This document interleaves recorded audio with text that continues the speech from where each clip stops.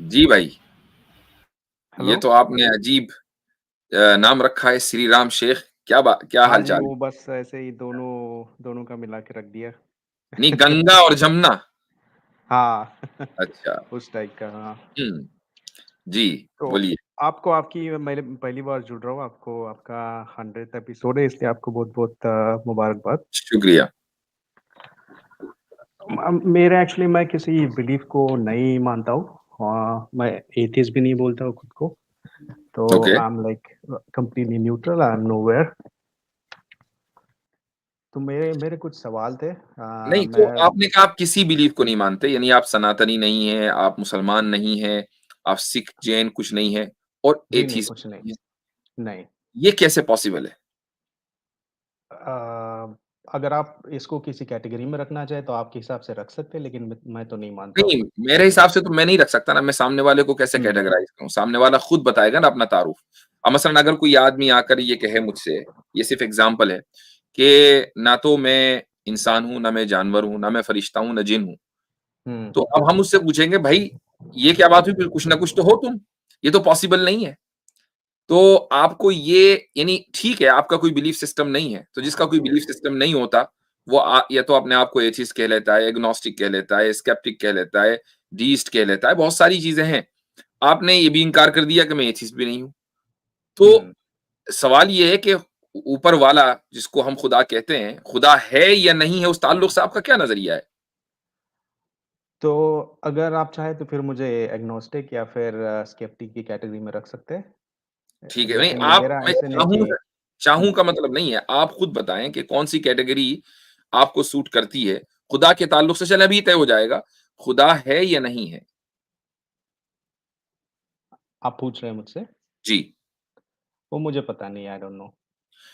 ठीक है, आपको नहीं पता कि खुदा है या खुदा नहीं है, सही है। लेकिन जब तक ऐसे प्रैक्टिकली देखा जाए या फिर इन जनरल देखा जाए, if hmm, something is not yet proven, it means it doesn't exist. If it is not proven it means it doesn't exist. Hmm, फिलहाल ये अभी तो, बाद में क्या हो सकता है तो कुछ भी हो सकता है, लेकिन फिलहाल तो ऐसे ही है। ये प्रिंसिपल चलें इसी प्रिंसिपल पर बात कर लेते हैं। ये प्रिंसिपल तो गलत है कि अगर कोई चीज़ अभी तक प्रूव नहीं की जा सकी, तो वो एक्जिस्ट नहीं करती, ये प्रिंसिपल गलत है। क्या आपको लगता है कि आज से अगर हम 100 साल पहले चले जाएँ 1929 से पहले, एडविन हबल की टेलीस्कोप से पहले, जब ये डिस्कवर नहीं किया गया था कि यूनिवर्स एक्सपैंड कर रहा है, तो आपको क्या लगता है कि उस वक़्त यूनिवर्स एक्सपैंड नहीं कर रहा था? हम बोल सकते मतलब हो रहा था, लेकिन लोगों को पता नहीं था, तो लोग तो ये अज़्यूम करते करते थे कि नहीं नहीं, है। लोगों को पता न होना आपने कहा कि अगर hmm, if it is not proven it means it doesn't exist. तो हाँ। Expansion of the universe was not proven. उस वक़्त प्रूवन नहीं था। तो क्या आप कह रहे हैं कि इट डिडन्ट इवन एक्जिस्ट? नहीं, वो हो रहा था, लेकिन असम्पशन तो ये था कि ये ऐसे, ये तो मतलब तो नहीं था आप उस उस। असम्पशन को यही तो कहेंगे ना कि लोगों की ये इग्नोरेंस थी।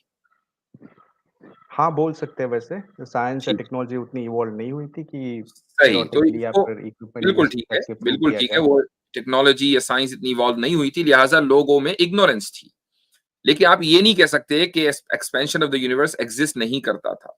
इग्नोरेंस तो नहीं बोल सकते उस वक़्त, क्योंकि अगर टेलीस्कोप या फिर उस टाइप की टेक्नोलॉजी नहीं थी वो टाइम पे, तो ऐसे हुँ। नहीं था कि वो अवेलेबल थी और लोग जानबूझ के उसको इग्नोर कर रहे थे, ऐसे नहीं बोल सकते हम लोग। इग्नोरेंस का लोग मतलब अपने जानबूझकर इग्नोर करना नहीं होता मेरे भाई। इग्नोरेंस का मतलब बस इग्नोरेंस है कि पता नहीं।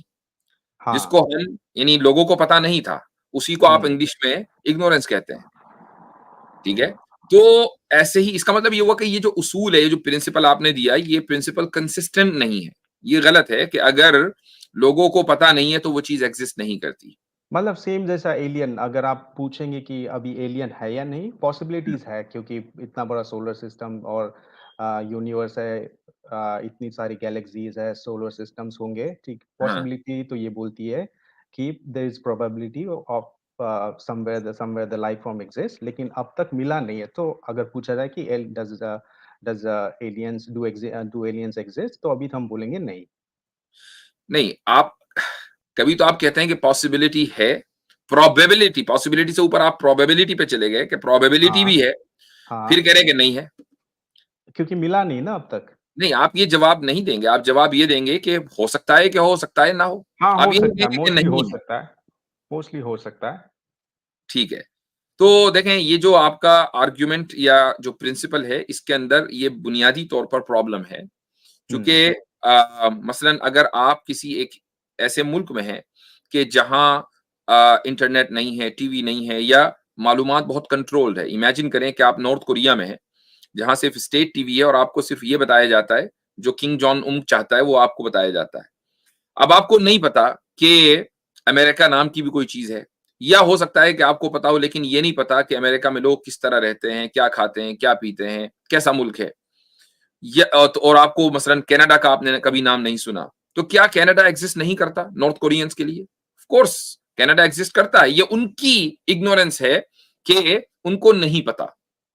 ऐसे ही खुदा के बारे में कहा जा सकता है कि आपको नहीं पता, इसका तो मतलब इसको ये है कि ये आपकी इग्नोरेंस हुई ना। उससे सॉरी ये उसको कैसे जो साबित हो गया आपने कि खुदा मौजूद नहीं है? आपने आपने नॉर्थ कोरिया का एग्ज़ाम्पल दिया, उसको इग्नोरेंस नहीं बोल सकते हम लोग। वो बोल सकते हैं वो रेस्ट्रिक्टेड है, उनके ऊपर बहुत सारी पाबंदियाँ या फिर रेस्ट्रिक्शंस है, जिसके चलें कारण अगर उनको चलें परमिशंस नहीं है एक्सप्लोर करने की, तो ठीक है, इग्नोरेंस नहीं बोल सकते। इग्नोरेंस ऐसे कि आप कुछ कर सकते हैं, लेकिन वो जानबूझ के आप टाल रहे हैं या फिर इग्नोर कर रहे हैं। ठीक है। चलें हम इसी को लेते हैं रिस्ट्रिक्शन। हम रिस्ट्रिक्शंस किस तरीके से आती है? रिस्ट्रिक्शंस आती है बाज़ मर्तबा हुकूमत या कोई गवर्नमेंट कोई कानून बना देती है, जैसे नॉर्थ कोरिया में ये कानून हाँ, बना दिया कि आप बाहर का टीवी चैनल, यूट्यूब, इंटरनेट ये कुछ नहीं देख सकते। अगर देखे गए, पकड़े गए तो आपको जेल हुँ, है। हाँ, और एक रिस्ट्रिक्शन इस तरह आती है कि आपका जो एनवायरनमेंट है, वो इस तरीके से चेंज कर दिया गया कि आपको एहसास भी नहीं हुआ कि आप एक बबल में पहुँच गए। ये भी एक इस तरह की रिस्ट्रिक्शन है। हाँ, हो सकता है, हाँ। जी, तो गुज़िश्ता 100 साल से हम जिस दौर में जी रहे हैं, चाहे वो कॉलोनियल एरा हो या पोस्ट कॉलोनियल एरा, तो हुँ, हमारे जो नौजवान हैं, वो एक बबल में जी रहे हैं। यानी उनके इर्द-गिर्द वेस्टर्न सिविलाइज़ेशन ने एक बहुत मज़बूत बबल बना दिया। आप टीवी उन्हीं का देखते हैं, चाहे वो किसी भी लैंग्वेज में हो, वो हिंदी में हो, कि तमिल में हो, कि इंग्लिश में हो। मूवीज़ आप उन्हीं की देखते हैं, उन्हीं के आइडियोलॉजी के ऊपर देखते हैं। यूट्यूब के ऊपर जो चीज़ें आ रही हैं, सोशल मीडिया के ऊपर वही सब, मीडिया के ऊपर सब, हर चीज़ कंट्रोल्ड है। चाहे वो गवर्नमेंट कंट्रोल ना कर रही हो, लेकिन एक सिविलाइजेशन उसको कंट्रोल कर रही है। तो क्या आप इसको रिस्ट्रिक्शन मानेंगे? ये रिस्ट्रिक्शंस नहीं है मेरे ख़्याल से, क्योंकि आपको फ्री माइंड दिया गया है। आप प्रूफ़ ढूँढ सकते हो, वो फिर उसका बहुत सारा डेटा अवेलेबल है, उसको साइंटिफिकली और जो आपका सेंस है, उसके हिसाब से आप उसका कंपैरिज़न करके फिर कन्क्लूज़न पे जा सकते हो।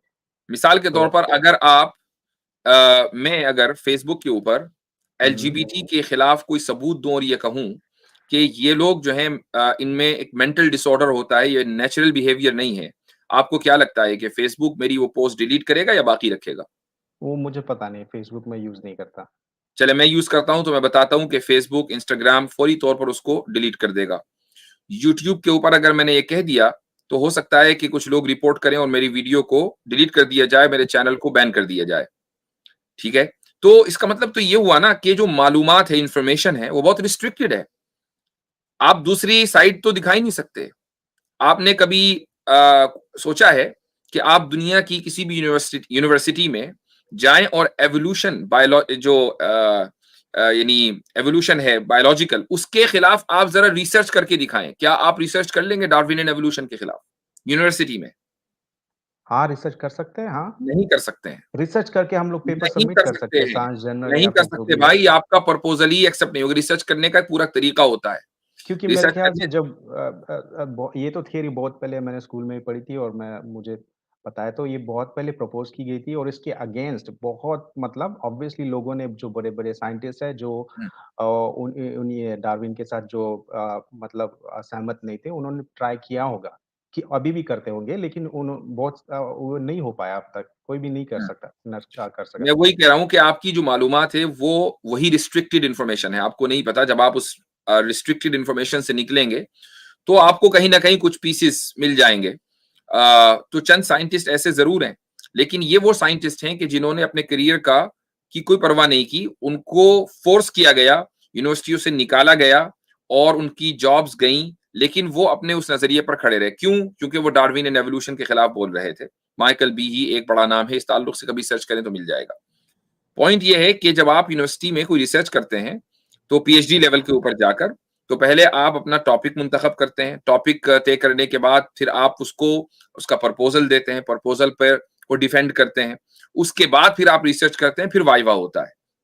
तो आप जब टॉपिक आप देंगे ना अपने प्रोफेसर को, और मान लीजिए आपने प्रपोजल दे भी दिया, तो जो आपका डिपार्टमेंट है वो उसको डिफेंस के लिए आगे बढ़ने ही नहीं देगा।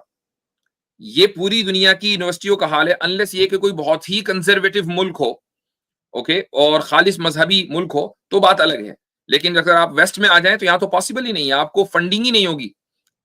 चूंकि यहाँ यूनिवर्सिटियों में पीएचडी लेवल पर फंडिंग होती है गवर्नमेंट की तरफ से, आपको फंडिंग ही नहीं मिलेगी, नहीं, पॉसिबल ही मेरे नहीं। ख्याल से आप मतलब बहुत कुछ एक्सेप्शनल एग्ज़ाम्पल दे के बोल रहे होंगे, लेकिन मेरे ख्याल से ऐसे नहीं होगा। तो मैं खुद मेरे इधर भाई इट्स रहता नॉट हूँ, एक्सेप्शनल, मैं आई इंडिया कैन में गिव यू नहीं रहता हूँ। एग्जांपल्स कि किस तरीके से लेबोरेटरीज के जो फंड्स होते हैं वो बंद हो जाते हैं जब आप उनके जो तौर तरीके जो मतलब जिनको आप टैबूज बोलते हैं ना, मतलब उस सेंस में। तो वहाँ मिसाल के तौर पे I can give you hundreds of examples की कन्वर्जन थेरेपी, होमोसेक्सुअलिटी के जेनेटिक इशू पे जब लोगों ने आउट ऑफ द बॉक्स जाकर रिसर्च करने की कोशिश की है, they have been cancelled by the scientific academia. क्यों? Because they have political biases. तो ये तो सीधी सी बात है, ये Yeah. इसमें तो बहुत से रिसर्च पेपर्स मैं आपको दे दूंगा।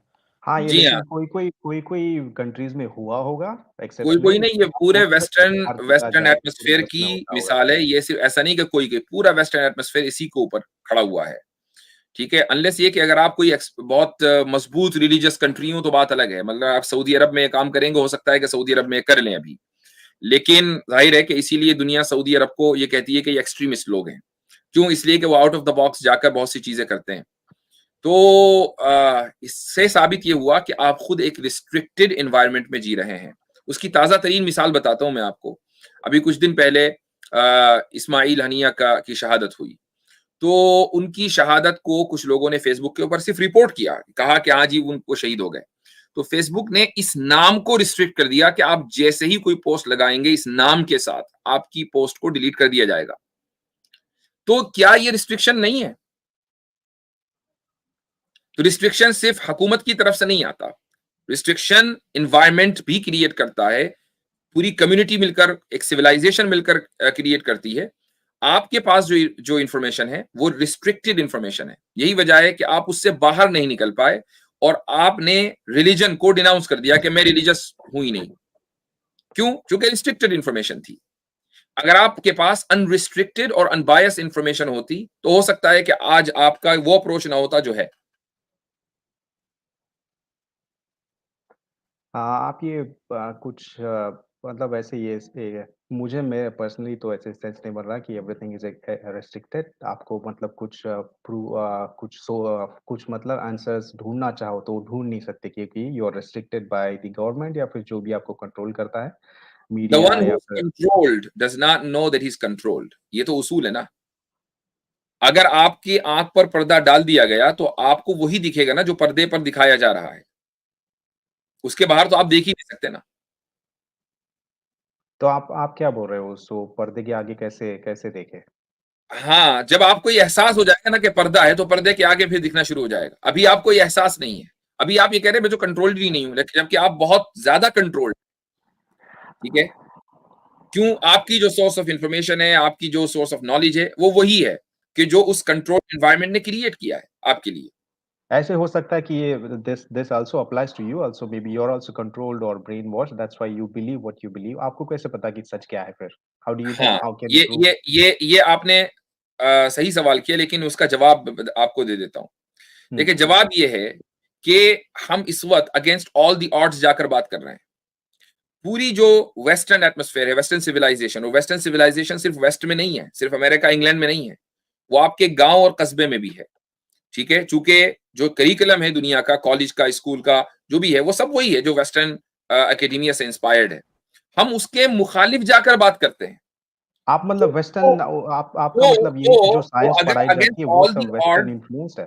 अगेंस्ट ऑल दी ऑड्स जाकर आप बात करें, तो इसका मतलब ये है कि आप उस कंट्रोल्ड इन्वायरमेंट के खिलाफ बात कर रहे हैं, और वो हमेशा वो लोग माइनॉरिटी में होते हैं। आपको इसकी एक मिसाल देता हूं। मिसाल ये है कि ये जो जब फ्रीडम फ्रीडम फाइट चल रही थी इंडिया में, तो कितने लोग फ्रीडम फाइटर्स थे? बहुत कम लोग। पूरा इंडिया, पूरी पॉपुलेशन तो फ्रीडम फाइट में शामिल पूरे नहीं थी। नहीं हो चंद सकते ना, चंद हर ही कोई हर काम लोग थे नहीं ना। कर सकता है। एग्जैक्टली, चंद ही लोग थे। ये वो लोग थे कि जिनको एहसास था कि हमें गुलाम बना लिया गया। क्या अंग्रेज आसानी के साथ कब्जा कर सकता था कि अगर इंडियन अंग्रेज का साथ न देते? उन्होंने साथ दिया। फौज में तो सारे इंडियन ही थे ना, वो तो ऊपर की रैंक में सारे अंग्रेज होते थे। वो तो तो जबरदस्ती इसका भरे हुए थे कुछ, हाँ, उन्होंने जो भी रेस्ट्रिक्ट था, किया होगा उसका मतलब उन्होंने, ये हाँ। कि वो कुछ लोग थे कि जिन्होंने कहा कि नहीं, हम इस कंट्रोल्ड एनवायरनमेंट में नहीं जिएंगे। वो खड़े हो गए और अंग्रेज के खिलाफ लड़ने लगे। तो इसका मतलब ये हुआ कि जो अगेंस्ट ऑल दी ऑड्स जाकर बात करता है, वो कंट्रोल्ड एनवायरनमेंट में नहीं है। जो उस एनवायरनमेंट को सपोर्ट करता है, वो कंट्रोल्ड एनवायरनमेंट में। आप सपोर्ट कर रहे हैं, मैं उसके खिलाफ जाकर बात कर रहा हूं, और हम माइनॉरिटी में, आप मेजोरिटी में हैं। मैं कैसे मेजॉरिटी में आ गया? इसकी मैं बताता हूं। क्या मुसलमानों में भी सब क्या वो बात कर रहे हैं जो हम कर रहे हैं? नहीं कर रहे हैं। जिस तरीके से हम इस्लाम का मुकदमा पेश करते हैं, 99% मुसलमान नहीं करते हैं। हम तो अपने आप को 1% मानते हैं मुसलमानों में। तो मेरे भाई, कहने का मकसद ये है कि आप एक रिस्ट्रिक्टेड एनवायरनमेंट में हैं। बात बहुत दूर चली गई। हाँ, मैं एक्चुअली पूछने के लिए कुछ और आया था, लेकिन आप जी दूसरी तरफ ही ले गए, जो जी कि शायद वो मेरा ये नहीं था। मुझे एक्चुअली पूछना था कि इस्लाम जिस तरह से मैंने जो सारे तो नहीं बोलूँगा, जो मेजर रिलीजन्स है उनके बारे में पढ़ा था, आउट ऑफ क्यूरियोसिटी, कि कैसे वो एग्जिस्टेंस में आए, उनके पीछे क्या रीज़न था, कैसे इवॉल्व हुए। तो मैंने पढ़ा कि इस्लाम जो है वो अराउंड 6th सेंचुरी ऐसे अस्तित्व में आया था। जब बुक मिली थी कुरान हम्म प्रॉफेट मोहम्मद को, तो उस टाइप से ऐसे हिस्टोरिकली हम देखते हैं कि 6th सेंचुरी से एग्जिस्टेंस में आता। तो मेरा क्वेश्चन ये है कि 6th सेंचुरी से पहले तो बहुत सारे जो बिलीव्स थे वो एग्जिस्टेंस में थे, जैसे कि हिंदुइज्म, बुद्धिज्म, जैनिज्म, और उससे पहले भारत के बाहर भी बहुत सारे बिलीव्स थे एग्जिस्ट। तो इतनी देर क्यों होगी, मतलब रीजन क्या है कि 6th सेंचुरी में ये हुआ? रीजन वही मेरे भाई, रिस्ट्रिक्टेड एनवायरनमेंट है जिसमें आप जी रहे हैं। ये तो, लेकिन अगर आप ये ना ऐसे होता, नहीं, ये तो प्रूवेबल नहीं है। आप ऐसे बोल सकते हैं वो रेस्ट्रिक्टेड है, तो मैंने मैं प्रूव आप कर दिया। अब आप उसको नहीं, आपने प्रूवेबल प्रूव बना नहीं लें। किया। मैं आप जवाब दे बोल रहे दूं? हैं कि मेरे मैं ख्याल जवाब से, दे दूं आपको? जवाब सुन लीजिए, एक हाँ, मिनट आप। बोलिए। हाँ, जवाब दे देता हूं। हाँ, देखिए, आपका ये सवाल दरअसल सोशल मीडिया का भी नहीं, सिर्फ व्हाट्सएप का सवाल है, जो आपको व्हाट्सएप से बताया गया कि भाई इस्लाम जो है वो तो 1400 साल पहले आया, जी, मैं व्हाट्सएप 600 यूज़ नहीं एडी। करता हूँ। व्हाट्सएप ही इंफॉर्मेशन के लिए, व्हाट्सएप यूज करना कोई जरूरी नहीं है। तो ये कहना कि इस्लाम 600 एडी में आया, ये दलील है इस बात की कि आपकी जो सोर्स ऑफ इंफॉर्मेशन है वो बहुत लिमिटेड एंड रिस्ट्रिक्टेड है। हमने कभी ये नहीं कहा कि इस्लाम 1400 साल पहले आया। हम ये कहते हैं कि शरीयत, और ये अलग बात है कि शरीयत के लिए बाज मर्तबा इस्लाम का लफ्ज कुछ लोग बोल देते हैं, लेकिन असल का मकसद क्या है कि कुरान और शरीयत 1400 साल पहले आई। इस्लाम तो पहले दिन से इस दुनिया में है। जिस दिन हजरत आदम अलैहिस्सलाम इस दुनिया में तशरीफ लाए, इस्लाम साथ में आया। चूंकि इस्लाम के माना क्या है? इस्लाम के माने submission to the will of God. तो आपको क्या लगता है कि मोहम्मद सल्लल्लाहु अलैहि वसल्लम से पहले लोग खुदा की मर्जी के मुताबिक नहीं चला करते थे? हम तो खुद कहते हैं कि मोहम्मद सल्लल्लाहु अलैहि वसल्लम से पहले जो पैगंबर थे, उनमें हजरत ईसा हैं, हजरत मूसा हैं, हजरत इब्राहिम है, हजरत इस्माइल हैं, हजरत नूह हैं, और हजरत शीस हैं, और बहुत सारे पैगंबर हैं। ये सारे के सारे खुदा की मर्जी के मुताबिक अपनी जिंदगी गुजार कर गए। सारे के सारे मुसलमान थे, क्योंकि मुसलमान कहते ही उसको हैं जो खुदा की मर्जी के मुताबिक चले। तो हमारा ये दावा कहाँ है कि 1400 साल पहले इस्लाम आया है? ठीक है, आप लेकिन आप ये सब बताएँ, ये बाहर वेरिफाएबल नहीं है जो इंडिया में या फिर यूरोप में जाएँ, स्कैंडिनेविया वगैरह में, तो वहाँ ओके, पे क्यों नहीं मिलता तो ये वेरीफाई स्क्रिप्ट कैसे वगैरह? करते हैं? वेरीफाई कुछ प्रूफ मिलना चाहिए कि कैसे? आर्कियोलॉजिकल स्क्रिप्चर्स या फिर जो आर्कियोलॉजिकल, भी हो। ओके। आर्कियोलॉजिकल प्रूफ मिलना चाहिए। अगर आर्कियोलॉजिकल प्रूफ ना ये सब मिले तो तो आप मोस्टली उसको मिडल वेरीफाई ईस्ट नहीं। और अराउंड में ही मिलता है। इंडिया में वगैरह खोदे तो बुद्धिज्म या जैनिज्म के मिलते हैं।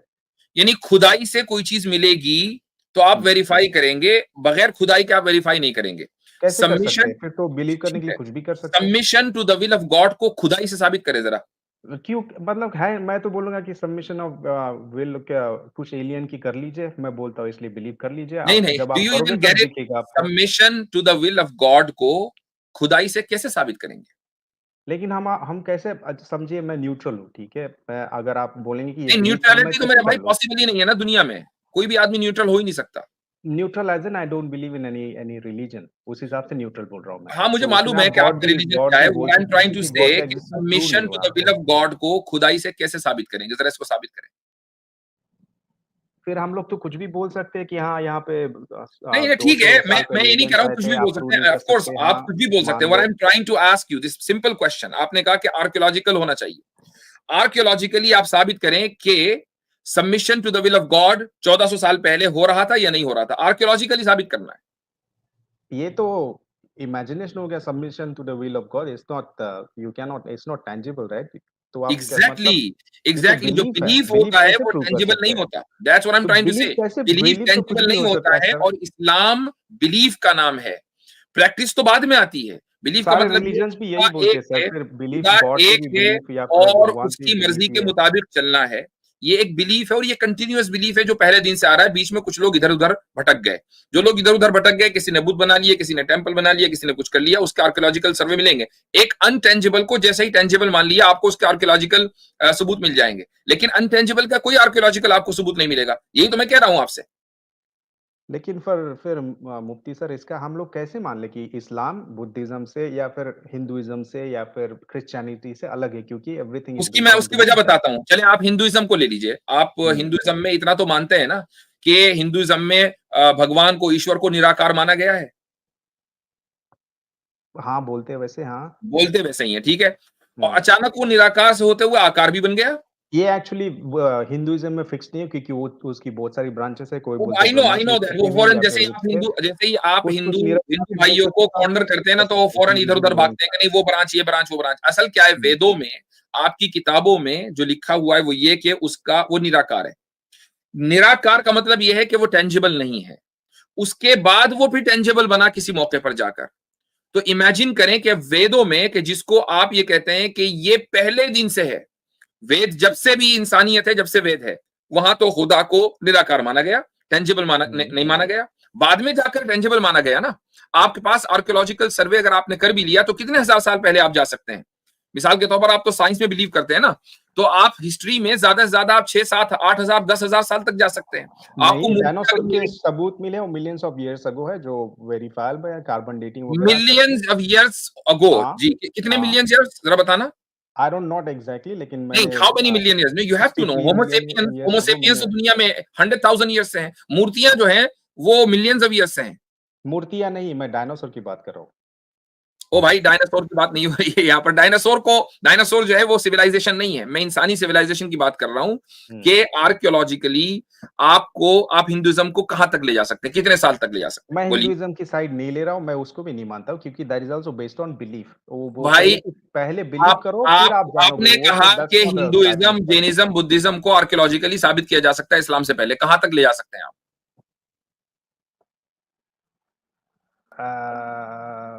पता नहीं, शायद बुद्धिज्म अराउंड दो जब बुद्धा आए थे अराउंड 6 बीसी, और हिंदुइज्म उसके बाद शायद 500 एडी वगैरह। आपको कुछ नहीं पता। आपको वो भी नहीं पता जिसको डिफेंड करने के लिए आप आए हैं। हम मैं डिफेंड करने हिस्ट्री नहीं को आया हूँ, मैं वो मैं वही बता हिंदुइज्म रहा हूँ की कि साइड नहीं ले रहा हिस्ट्री हूँ। में आप मैं ये ज्यादा बोल रहा से हूँ कि ज्यादा जो नॉन अब हिस्ट्री है 10,000 सुने साल सुने तक। अब सुने सॉरी, मैं ये बोल रहा हूँ कि अगर सुन आप ले बोल सुन रहे ले हैं कि अगर बिलीफ, अगर आप बेस ले रहे हैं कि you believe first then you will know, तो मैं बोल रहा हूँ कि जो अदर रिलीजन्स है they also say the same thing, that you need to believe first then you will know. No, I am not saying you need to believe first. ये मैंने कभी नहीं कहा। मैंने कहा कि you need to come out of that restricted environment and you have to open your eyes, then you will believe in it. मैं वो करने के लिए तैयार हूँ, लेकिन वेयर टू स्टार्ट? आप हाँ, बोलेंगे वेयर कि टू बिलीफ से स्टार्ट, स्टार्ट ये करिए। बात सही है, ये बात सही है। पहला जो पॉइंट है ना जहां से आपको स्टार्ट करना है वो ये है कि आप रिलीजन के बारे में स्केप्टिकल होने के बजाय साइंस के बारे में स्केप्टिकल हो जाइए। पहला पॉइंट यहां से शुरुआत कर लें। Are you ready for that? Science की बुनियाद ही स्केप्टिसिज्म है। साइंस ही तो क्वेश्चन से आप स्टार्ट करता है, गिव अस आप आंसर्स, साइंस व्हाई, के बारे हाउ में एंड वेयर। स्केप्टिकल है क्या नहीं? मैं साइंटिस्ट नहीं हूँ, लेकिन जो हम्म, साइंस है, मैंने ये नहीं कहा जो साइंटिस्ट है साइंटिस्ट क्या नहीं। लोग हैं, दे आर मेरे अल्फाज पे गौर स्केप्टिकल कीजिए। About everything. क्या वो लोग आप नहीं बोलते first believe and then something will be proven. हम भी नहीं वो बोलते, पहले हम भी नहीं बोलते हैं। तो आप हमें मिसरिप्रेजेंट ना करें। मैं ये कह रहा हूं कि साइंस के बारे में आप स्केप्टिकल हैं।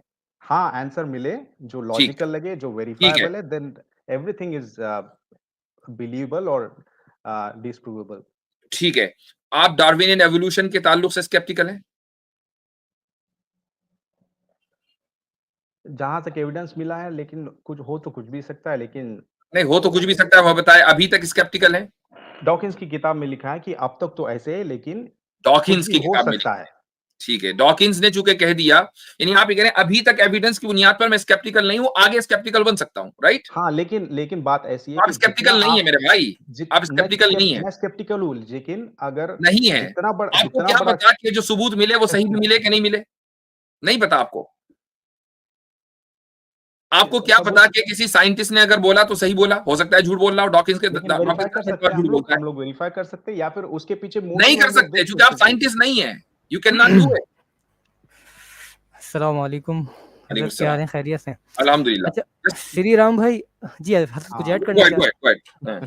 श्री राम भाई, आपने कहा कि डॉकिंस की किताब में लिखा हुआ है इवोल्यूशन प्रूवन थ्योरी है, कहाँ लिखा हुआ है, आप मुझे बता सकते हैं? प्रूवन थ्योरी नहीं, मैं बोल रहा था कि उन्होंने लिखा है कि इट कैन बी डिसप्रूवन, लेकिन हाँ, इट उस कैन बी टाइप का डिसप्रूवन। सबूत मिलना चाहिए, हाँ, तो देखें जो अब अब तक नहीं मिला है। आपने देखा, आपने क्या किया कि आपकी जो सोर्स ऑफ इंफॉर्मेशन है ना, वो रिचर्ड डॉकिंस है। मैंने इसीलिए कहा था कि आप एक रिस्ट्रिक्टेड एनवायरनमेंट में जी रहे हैं। नहीं, वो सिर्फ नहीं है, मैं उनका सिर्फ एक कोट बता रहा हूँ, ऐसे नहीं कि जैसे मैं मैं फॉलो करता हूँ। साबित करता हूँ कि नहीं, सिर्फ वो नहीं है, तो और क्या है? अच्छा, बाकी सब मजेदार कुछ जो बात ये पढ़ते है हैं हम लोग, हज़रत जो कि कुछ रिचर्ड पढ़ा है डॉकिंस स्कूल में, हिमसेल्फ कॉलेज इज नॉट में। अ साइंटिस्ट बट जी, साइंस जर्नलिस्ट है वो बंदा साइंटिस्ट भी नहीं है। मैं नहीं साइंटिस्ट बोल नहीं। रहा हूँ कि वो साइंटिस्ट है, मैं नहीं बोल रहा हूँ साइंटिस्ट है। भाई, आप इतनी देर से साइंटिस्ट के तो रेफरेंसेस दे रहे हैं, फिर आपने ले रिचर्ड डॉकिंस को कोड क्यों किया अगर वो साइंटिस्ट नहीं है तो? Why are you coding a non scientist that make person sense, वो टू सेंसिबल है। Prove your point? वो किसी की साइड नहीं ले रहे कि ये करो वो करो, इट्स ऑल वो तो साइड ले रहे हैं, वो तो एथीस्ट, वो तो डिक्लेयर्ड एथीस्ट है, हमेशा रिलीजन के खिलाफ बोलता है, उसने साइड ले ली। लेकिन ऐसे अगर आप जिसकी सुनते हो, कैसे? You don't have to take everything as how do you know it makes sense? आपने कहा ये दैट मेक्स सेंस। हाउ ठीक है, डू यू नो इट उन्होंने, मेकिंग सेंस? क्योंकि मुझे दिमाग है, मुझ में समझने या फिर तोलने की उसमें शक्ति है, मैं कर सकता हूँ वो वो लॉजिकली। दिमाग तो बहुत सारे लोगों के पास है, खाली आप यूनिक इंसान तो नहीं है। Too many others it doesn't make any sense. तो फिर वो उनकी सोच है, फिर मैं कैसे बोल सकता कि ऐसे सोच हम है? ये भी तो कह मैं तो सकते हैं कि मेरे वो लिए आपकी सोच सोच सकता है। हूँ ना। जब हम ये कहते हैं कि वो आपकी रिस्ट्रिक्टेड सोच है, तो आपको बुरा लग जाता है कि नहीं, ये तो रिस्ट्रिक्टेड नहीं नहीं, है। मुझे बुरा नहीं लग रहा है, मतलब ऐसे ये नहीं हो रहा है कि ठीक है रेस्ट्रिक्टिव सोच के, मुझे समझ में आ रहा है कि कैसे रेस्ट्रिक्टिव। तो आप बोल रहे हैं कि जो कुछ बिलीव वगैरह है, एवरीथिंग इज इन्फ्लुएंस्ड बाय अच्छा, साइंस, चलिए एक और बात बताएं साइंस कि आपने एंटी एवोल्यूशन पर कितना लिटरेचर पढ़ा है? एंटी एवोल्यूशन पे नहीं पढ़ा है मैंने ज्यादा कुछ। नहीं पढ़ा ना, तो आपने मैं बता एक ही दूं, साइड जीरो। मेरे ख्याल से आपने सारे जो रिलीजियस आपने स्क्रिप्चर्स वगैरह सिक्के है, का वो देयर एक ऑल ही एंटी रुख देखा एवोल्यूशन है मेरे भाई, सिक्के का एक ही रुख, और फिर कह रहे हो कि मैं तो रिस्ट्रिक्टेड नहीं हूं। हमने तो मैंने दोनों रुख डिटेल में देखे हैं, नहीं हमने पढ़ा दोनों है, पढ़ा है। लेकिन हमने मैंने इधर भी डिटेल में पढ़ा, नहीं उधर भी पढ़ा। पढ़ा। मैंने डिटेल में हमने नहीं हमने हमने रिलीजन के हक में भी दलीलें पढ़ी हैं और रिलीजन के खिलाफ भी दलीलें पढ़ी हैं, दोनों पढ़ी हैं। तो मैंने हम तो पढ़ा नहीं है, रिस्ट्रिक्टेड मैंने नहीं हो डीप सकते। में आपने सिर्फ एक साइड देखी है और आप ये कह रहे मैंने हैं कि डीप आप रिस्ट्रिक्टेड नहीं है। सुनिए, मैंने डीप में नहीं पढ़ा है, लेकिन जहाँ तक जैसे श्रीराम क्रिश्चियनिटी साहब, मैं बोलती आपको है एक कि एक काम करते हैं, क्योंकि बात ह्यूमन ज्यादा लाइफ भी हो गई इवॉल्व और मुझे लग रहा है 60,000 मुफ्ती साहब ईयर्स ने अगो। बोला, जैसा कि मुफ्ती साहब ने बोला कि आपका जो थोड़ा सा नॉलेज है ना, वो वन साइडेड है। So let me give you a task, I would say, अगर आप बुरा ना माने तो। आपके पास एक नेट पे आप सर्च करेंगे science and homosexuality political bias in modern academia by Lysov VG. ये एक आर्टिकल है, Russian journal of education and psychology में ये पब्लिश किया गया था 2019 में। इसको जब आप एक बार पढ़ लेंगे ना, एंड आप चेक कर सकते हैं क्रॉस रेफरेंसेस जो इसमें दिए गए हैं, you will understand the reality कि कितना बायस होता है जो साइंटिफिक रिव्यूज होते हैं, जो पेपर्स होते हैं, जर्नल्स होते हैं, इनमें कितना बायस होता है। एक बार इसको पढ़ें, उसके बाद you will change your perspective, I am sure about that. चलें ठीक है, ठीक है। अगले कॉलर को ले लीजिए, इनसे बात हो गई है।